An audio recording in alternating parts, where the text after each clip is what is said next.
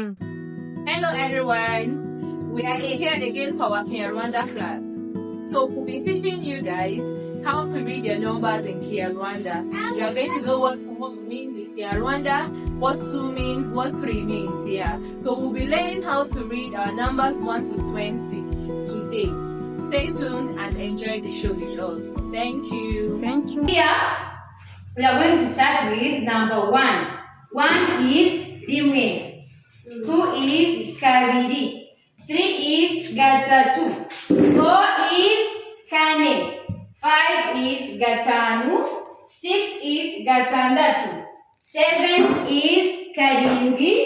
8 is umunane. 9 is icyenda. 10 is icumi. 11 is cumi na rimwe. 12 is cumi na kabiri. 13 is cumi na gatatu. 14 is cumi na kane. 15 is cumi na gatanu. 16 is cumi na gatandatu. 17 is cumi na karindwi. 18 is cumi n'umunani.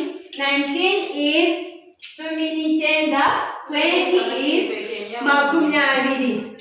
Mwakoze kubana natwe. Thank you for watching. Be blessed.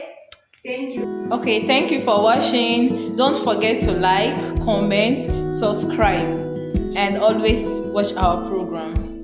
Mwakoze kubana natwe. Ntimwibagirwe gukanda subscribe, like, share and comment. Ciao ciao. Bye bye.